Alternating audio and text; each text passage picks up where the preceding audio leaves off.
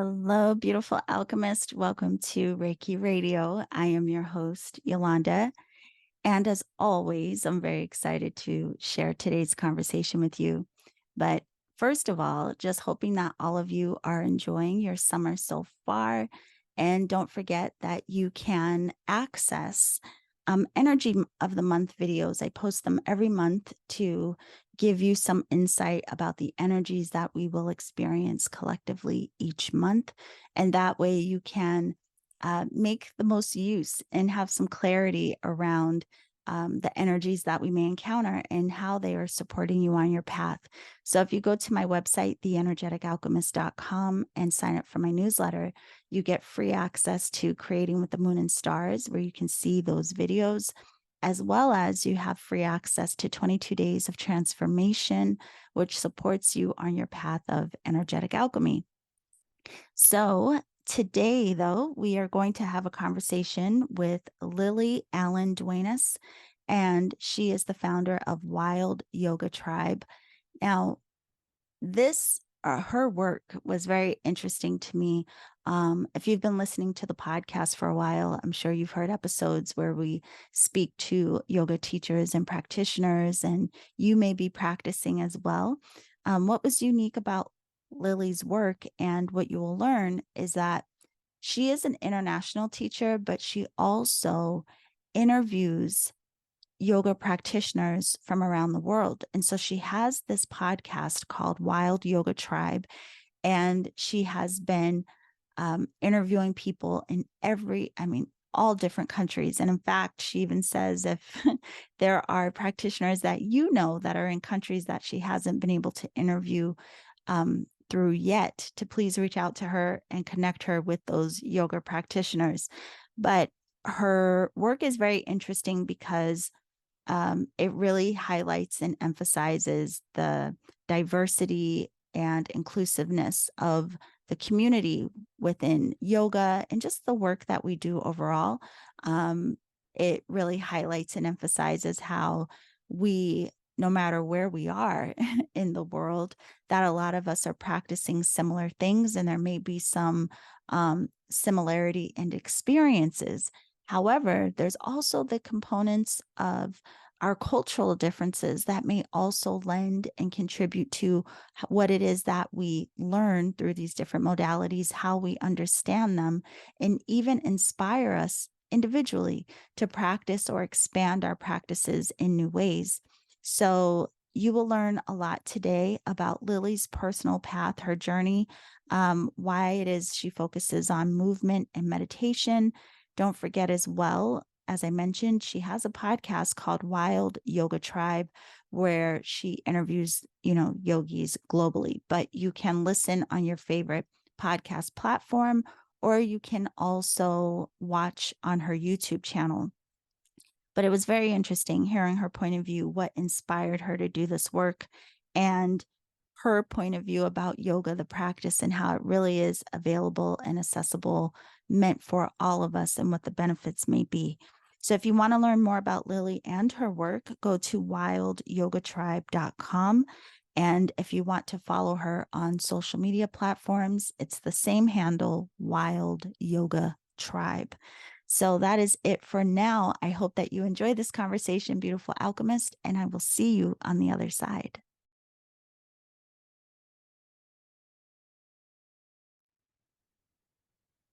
Okay, everyone. Today on Reiki Radio, we have the beautiful Lilly Allen-Duenas of Wild Yoga Tribe. And first of all, I want to tell you just thank you for having the conversation today. But I'm very curious about your work and what it is that you do. Welcome to the show, though, Lilly. Thank you, Yolanda. It's such a joy to be with you.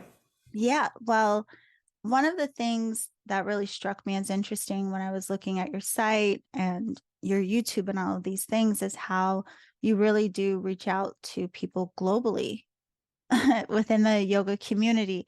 So I'm curious about how that came about, why that was even an interest, curiosity, what motivated that for you. But first of all, just curious about what led you into this path of wellness and yoga, because you are a wellness coach as well as an international yoga teacher. So what got you started? Oh, wow. What got me started? I think probably like if your listeners know anything about Ayurveda, I'd say what really probably got me started was my dosha. Like I'm very Mm, vata dominant, and I just have always felt like I have this very busy, busy mind. Like mm. I was 8 years old and 10 years old, and I was like, this feels busier than it should be.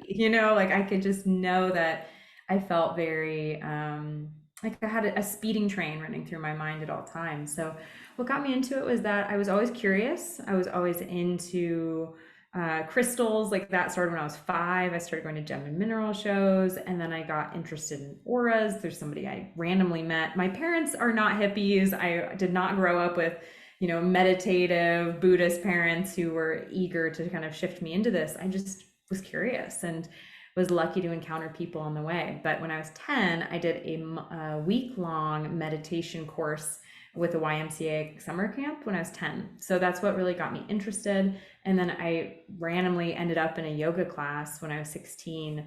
A soccer teammate said, "Hey, at my mom's gym, they're offering this new thing called yoga. Do you want to go there?" And this was before YouTube. This was before yoga was a common household term. Now, maybe some of your listeners, if they're younger, Yeah. are like, "Oh, yeah, really? You didn't know what that was?" But I mean, there's all these new things popping up left and right. Like maybe back then people can imagine not knowing what Zumba was or not knowing what Qigong was. But anyway, things have shifted. And so I became curious and I got into certain spaces and just felt so different, just so different. Like finally a tool, something to help my mind slow down, my energy align, getting out of my head and into my body. And it just was profound. So that's kind of what got me interested on the path. Do you want me to go deeper, Yolanda? Or are No, we? I mean, it's just interesting to hear right away how this started at such an early age for you. I mean, one, to even have exposure to meditation at 10 and then yoga at 16. I'm just thinking, wow, imagine. I think now it's probably more common that, children have this type of exposure. But Mhm. yeah, back in earlier years, like I don't think that would have been a very common thing. So it's very cool and interesting. I can't even imagine what that would have been like to have that exposure at that age. So I have to ask you though, from there, like what kept you in connection to that work, even at that age? Was it because of what you experienced in terms of, especially with that Vata airy mind? Did it help you feel more grounded, or was it just that you liked the exercise of it? Like what was it that would have you at a young age stick with it? It wasn't the exercise. And I usually, it's a great question because since I also interview yoga teachers from around the world, which I know we'll chat about, Yeah. Yolanda, but it's so interesting. It was not the exercise at all because I was playing soccer competitively. Like it was 6 days a week soccer for me. I did tennis and I love sports, but yoga did not feel athletic to me. Mm, Yoga felt like a moving meditation. yeah. It felt like a gentle stretch, right? Of course, I could feel something physical, but I could feel more something energetic happening as well as emotionally and mentally. And so, and spiritually, right? There was that element that played in as well of just feeling really at home. Um, and I know that when I started to get really stressed out, I started meditating when I was 10, but imagine me at 14 and I'm having drama with friends. Like I'm sitting down on my floor and I'm meditating. Like I'm Yeah. trying. My dad went on eBay and got me a couple books because, hey, friends, there wasn't Amazon, that did not exist. Yeah, eBay, a couple meditation books. And I'm grateful that both of my parents were always supportive of anything I was interested in, and they weren't interested in this themselves, but it was something they supported, and I definitely kept cultivating that because I could feel a need to do it. Like Yeah. I don't, yeah, I guess the need is the best word. It wasn't a desire, it wasn't something I was chasing. It was just like, oh, I really need to do this for my health overall. And Reiki also, I'm very lucky, Yolanda, that I had a crush on a boy and his mom's best friend was a Reiki practitioner. And that's when I was probably 14 that I had really bad knee pain from all the soccer. And I went to a Reiki practitioner for the first time.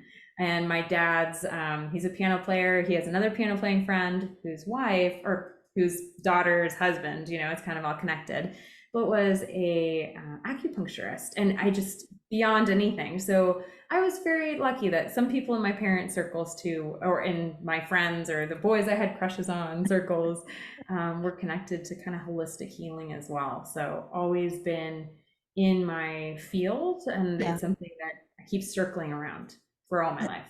No, that is so interesting. And I think, again, I'm thinking like, wow, I think that's probably so common nowadays with how many different types of practitioners we have globally, just all across the world. So many practices becoming more accessible, more practiced, more understood. And again, very curious to hear about you and your experience with teaching internationally. But first, just even curious with your own path with yoga, did you only train and study in one place, or did you travel the world to study? And is that what kind of got you into this international teaching?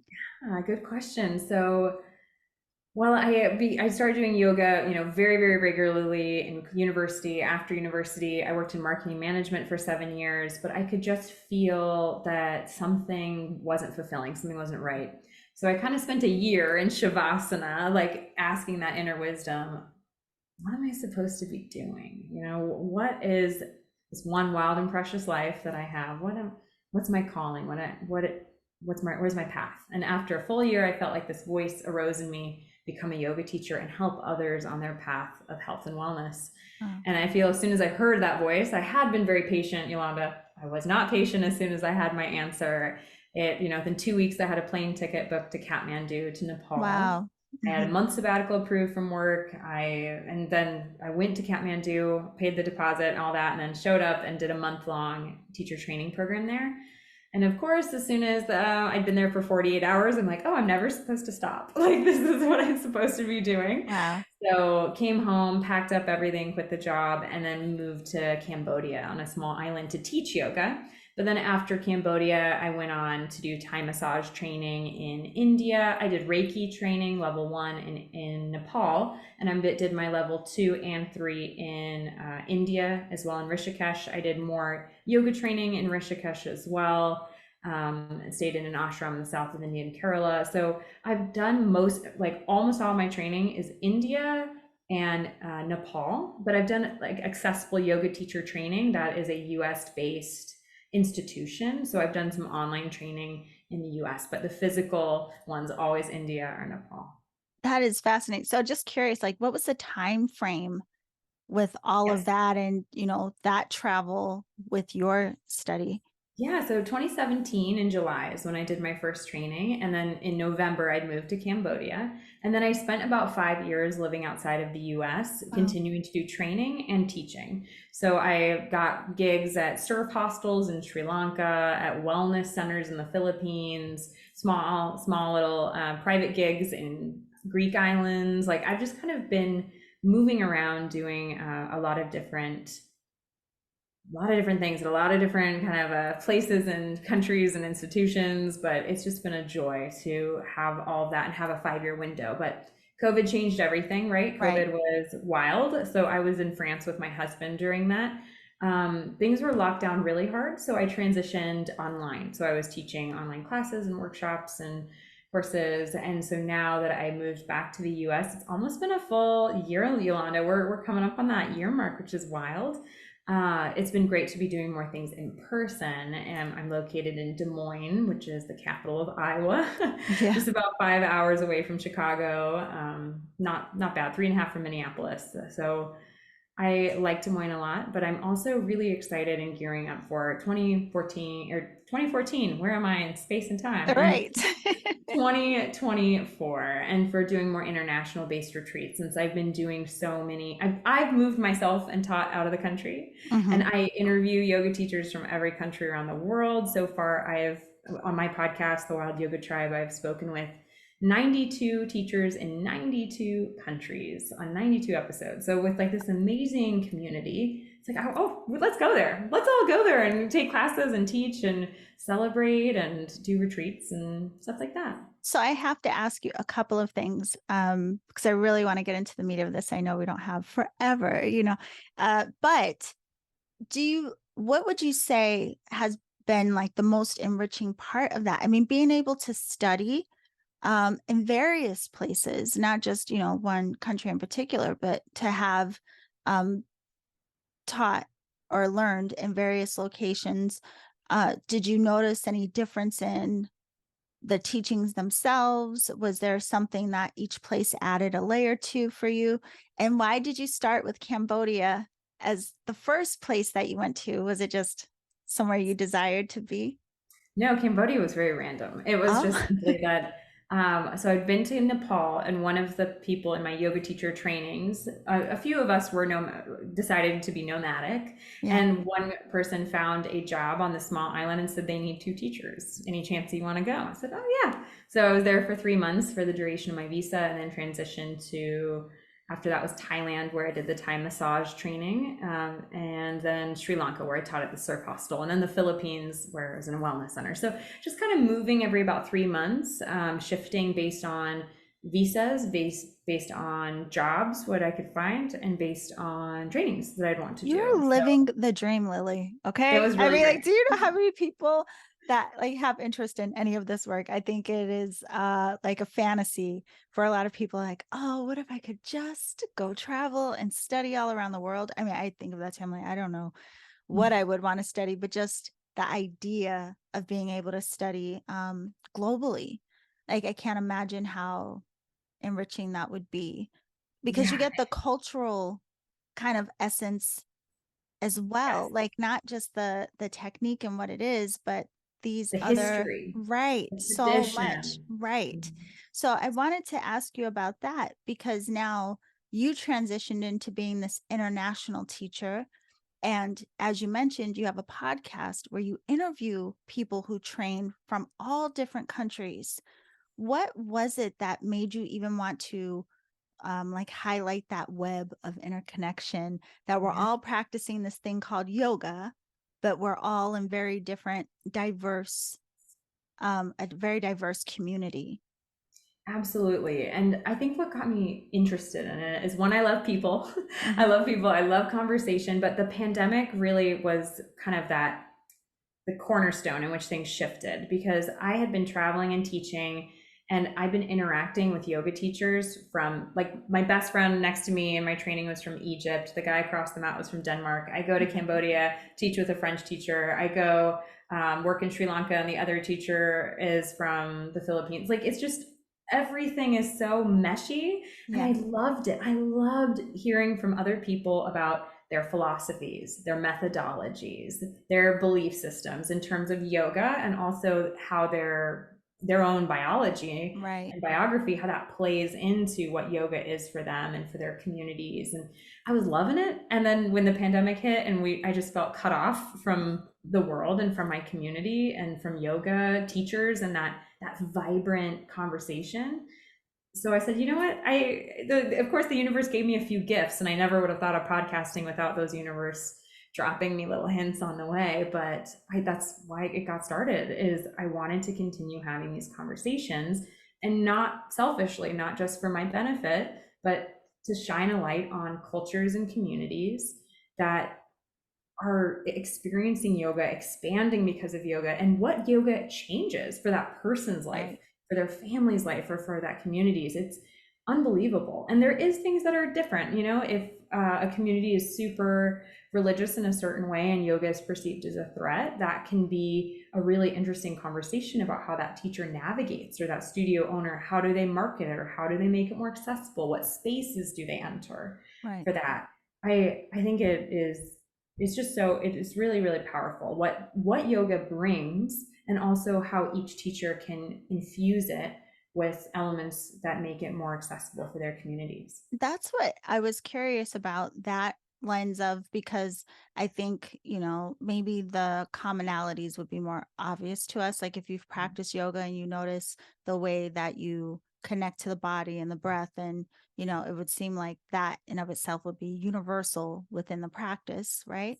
Mhm. However, I was curious about what you've learned in terms of the difference. And the reason is because I'm thinking of there was this, I believe they were French artists or photographers from, I don't know what they considered themselves, but they did this amazing exhibit years ago, pre-COVID, and it came to San Diego, and it was called 7 Billion Others.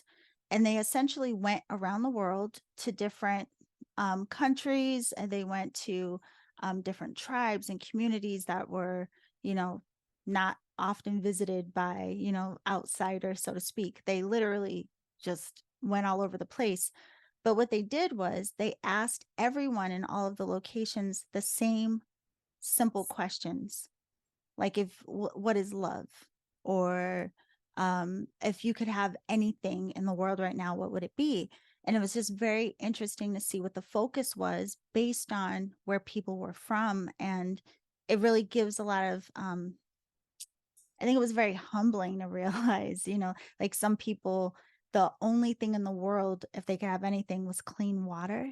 You know what I Yeah. mean? And even though we know that there are places where this is an issue, to see someone's face and make that very human connection and hear that as, someone in the West might say a Lamborghini. Do you know what I mean? Just the difference was astounding. So, in with what you've experienced, have you noticed any interesting differences that seem to stand out of how yoga really benefits community, or what the points of focus may be? Are there any variations? Yeah, in terms of how yoga can benefit a community, and what you just kind of mentioned is, we'll say I've had certain teachers express that yoga is a luxury. It's Mm. perceived as a luxury because it's not accessible, it's not affordable, or it's not in enough spaces where it's awareness is being driven, or there's opportunities to practice in that regard. Right. So what I love is when yoga is, and these teachers are just getting so creative. There's a yoga teacher, Ayusa Shamji, and she's in Tanzania, and she taught yoga in churches, mosques, and temples. She did all three. She just Wow. said, okay, in my community, we have a presence of all three religions. So instead of getting people to come to my studio, I'm going to start doing classes where these people are. And then soon people were learning, okay, well, on Wednesday nights is at the church and Thursdays at the mosque, but I can't go to church this Wednesday night. So I'm going to go to the mosque the next day. Wow. Even Wow. though they, I was like, that's amazing that Yeah. if you, let's just say you are not Christian, you usually probably have no need to go to the church. So you maybe have never set foot in there before, but she was encouraging that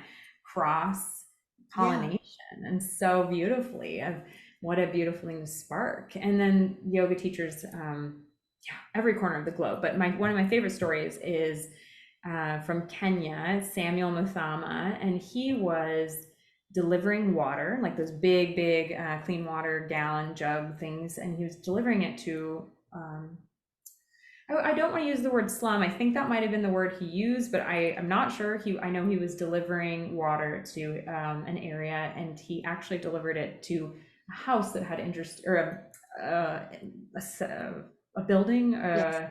I don't know the word. I'm sorry. I'm That's for okay. your listeners. I'm going to stumble through that a bit because I'm not. I'm trying to be politically correct to make sure I honor his language and the words he chose. But I interviewed him over a year ago, so I'm a little rocky, but I do remember he delivered it, and there was this beautiful artwork, and it turns out it was a yoga teacher's house.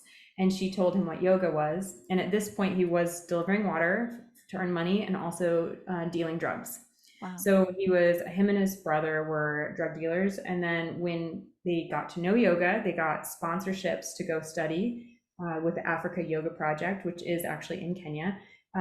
Yoga changed his life in that he got out of drugs and can get an income from his family. He inspired his brother to get a training, and so now their entire family like has enough money to put food on the table and live in Right. a way in which they have just so, I mean, just the vibrancy that Samuel has, the joy of what yoga has brought for his life. It is unbelievable. And I've taken his class. He teaches online on Zooms very frequently. So if anyone wants any information, please feel free to message me, or at wildyogatribe.com/yoga in Kenya. I know I always organize it that way. So if you want to get to know Samuel, all of his links will be there. But yoga can bring a lot, can give a lot, right? Right. It's a couple of things I'm so curious just about what you have been exposed to and what your experience has been through yoga. It's interesting, even thinking of how that shifted and changed his life so much. But listening to your story, I mean, look, it took you literally around the world. It inspired you to leave your corporate job and then go and connect with yourself in a deeper way. And then it's interesting how you just never know how things will unfold. But when you follow whatever that divine inspiration may be, I mean, it's just incredible what can happen. But what would you say in your relationship to yoga, how it has contributed to your life experience as a practice in of itself, but then also how this opportunity you've had to travel the world and practice in so many different places with so many different people, how did that layer also contribute to who you are as a human, especially in this world with so much going on? It just seems like you must have a very unique point of view. Yeah, wow, those are two big, beautiful questions. So I'll answer the latter first. I feel that by traveling the world, by studying with people from around the world, it's given me gifts that I can't begin to name. But I think it has made me very, very open-minded. I feel like I can hold space for a lot of different people, personalities, perspectives, histories, all of that. I know that DEI is a big topic, and belonging in the West, at least, we're certainly top of mind. And it's something that feels really natural to me because of course you belong, like everyone belongs. And it's beyond my comprehension that people could feel, or that yoga teachers especially could create a space in which people do not feel like they belong. So that's something that is very at the center of my heart, that everyone is welcome, you are welcome. No matter if you walk in or you wheel in, or no matter what, there's no limits, you are welcome. And that's something that's, yeah, at the center of my heart. And it is probably a gift of me being immersed, like living in cultures and community. I'm not visiting, buying a magnet, staying at a 4-star resort and leaving. That's not me. I am cooking with the families. I have all my, I'm in there for months. And granted, that's not 2 years. That is a very different landscape, I know, and people are living for. I have lived a year in Greece and total, and then 2 years in France, but 4 months India total. Like everything's more in the month range for me, Right. other than those two countries. But 3 months, 2 months here, and 1 month for everywhere else. Maybe ballpark it at 20 countries, but um, just great gratitude. And I have enormous gratitude.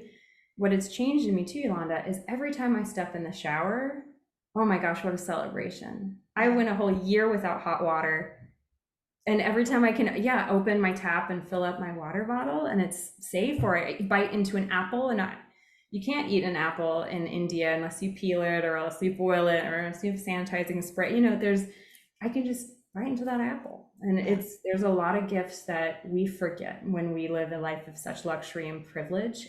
And just those reminders that I have daily, that essence of gratitude, I hope extends into my teaching, extends into my community and my network. And I think that yoga also, Yolanda, in the West can feel a little bit sometimes like Starbucks. Like Mm-hmm. you go to a class, it's like an ice venti, decaf, half cap, not bad latte. Like you feel like that's your experience of yoga. Mm-hmm. And so what I feel very grateful for is that because of the diversity of my experiences, is that I feel very confident and comfortable not being a half cap, not bad decaf latte.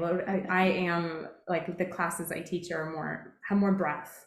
Have Yeah. not that I'm better than any teacher, but just the experiences have made and given me the gift to be not as in a container. Right. And so I love that I can also bring that to students through online courses or through working in person as well, because there is a lot more to yoga than just that one studio on the corner on your main street. There is more to it. And Right. whether that scares you, if you're like, oh, that sounds too spiritual, or, oh, that sounds too woo woo, it's not necessarily what I mean. There's also scientific benefits, or there's different layers. There's the physical, the mental, the emotional, the spiritual, the environmental, and I hope I can bring an element of all of that.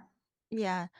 There's two things you just made me think of that I have to ask you, but I want to make sure that we talk more about your offerings before we go as well.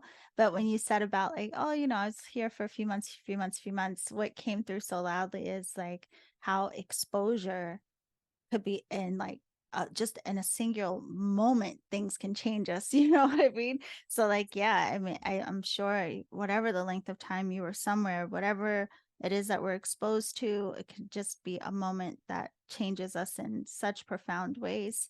But you also just made me think of when you were saying about, it's not too woo woo, it's more open in this. And you were saying how inclusive it all can be.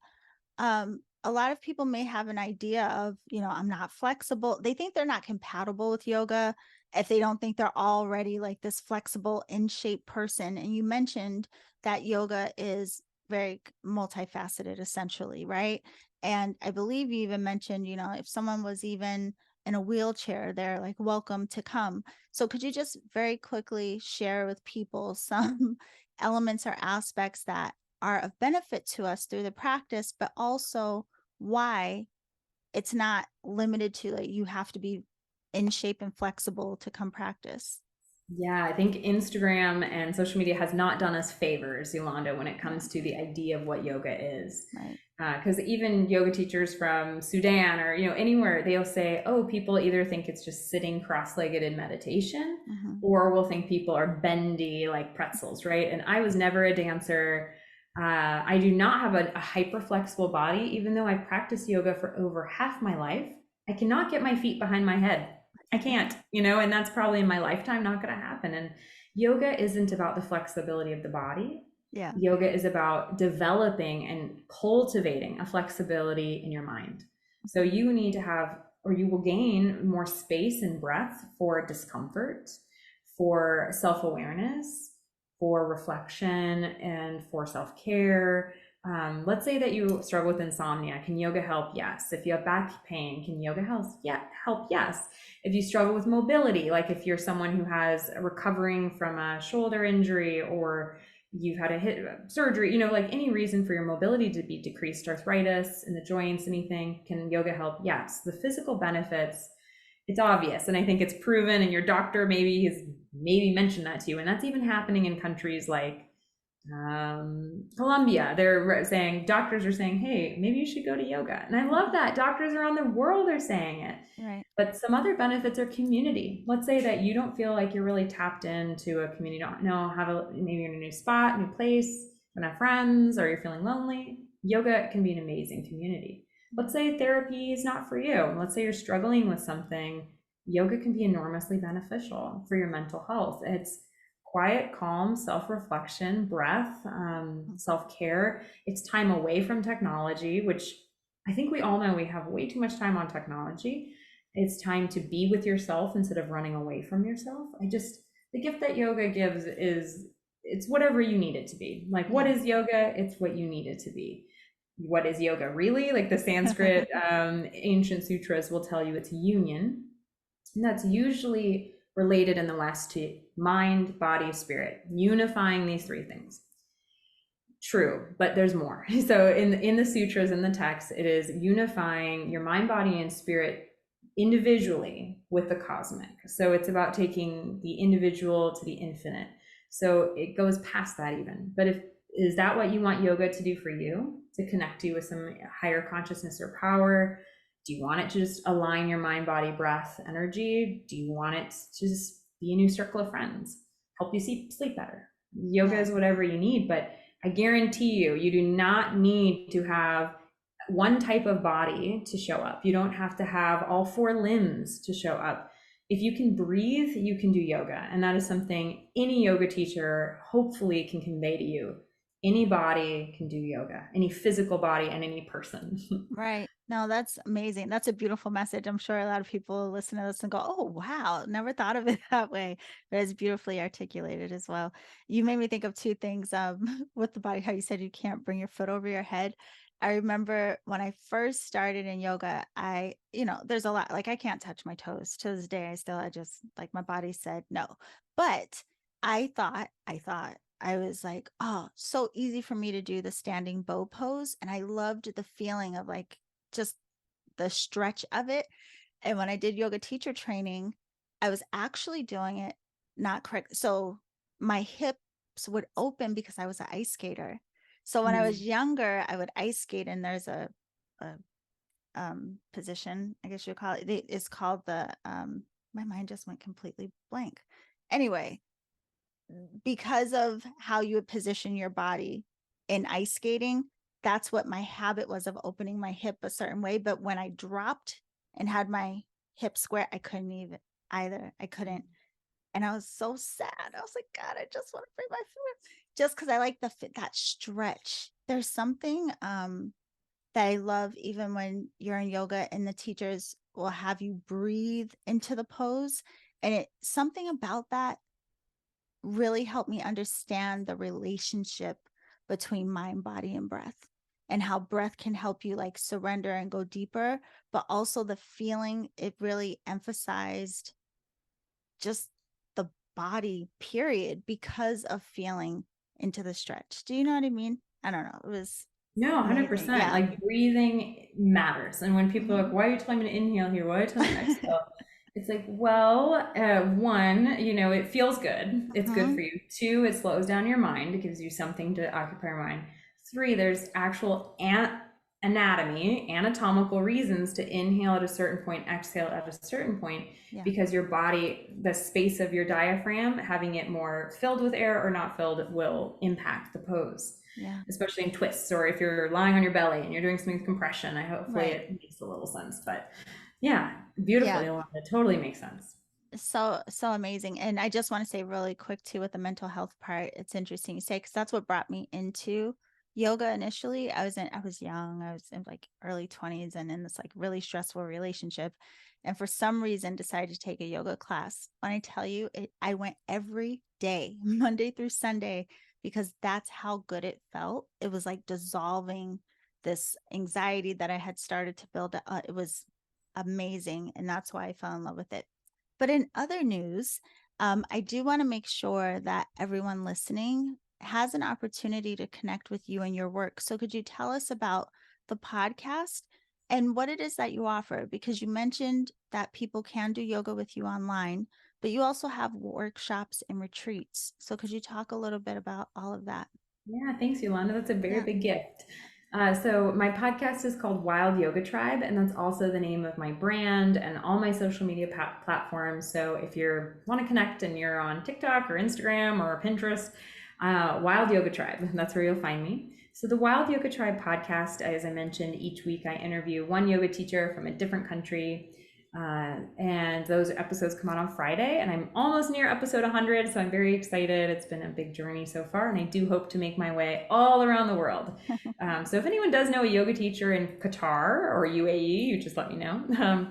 And I love it. It's really beautiful conversations, always about 30 minutes long. And then on the website, there's going to be a transcript of the episode in case it was hard to understand or you want to read something again. There'll be, a blog around that space, and then all the links to connect with those teachers too, which is beautiful. So let's say you really want to go to Spain and do a yoga retreat, and let's say you're planning a trip and you don't know what to do. Well, guess what? I have a teacher to recommend for you. So, if you need connections, I'm also happy to recommend, or it's easy to search and find those too on the website.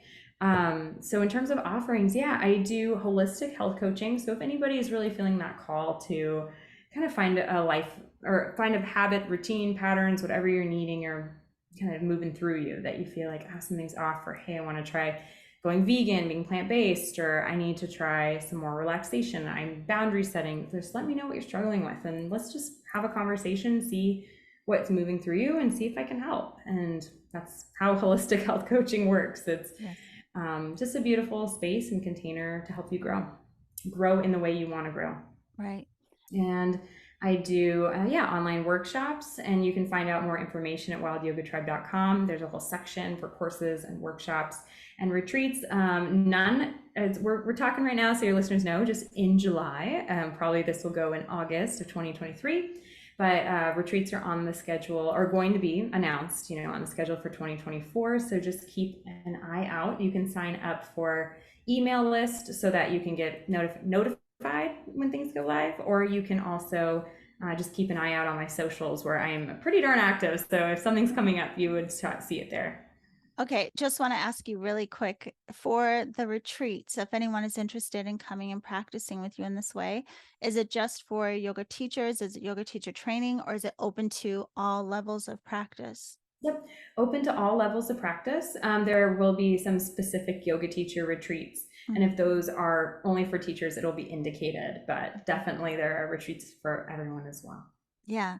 Well, I have to tell everyone listening, one, I have to thank you first, Lilly, for coming to have this conversation. I mean, it really was interesting and beautiful to see the work that you are doing and the content that you provide so we can all have the experience of even some of what you have done in real life. But for everyone listening, if they go to your podcast, again, it is Wild Yoga Tribe, anywhere you listen to podcasts. You can also listen through her YouTube channel. But if you go to the links beneath this interview, you'll have the links for the Wild Yoga Tribe. And that's also her handle on social media. So thank you so much for coming to have this conversation today, my love. Thank you, Yolanda. It's been a joy to be with you. Okay. And everyone else, we will see you soon. Bye for now.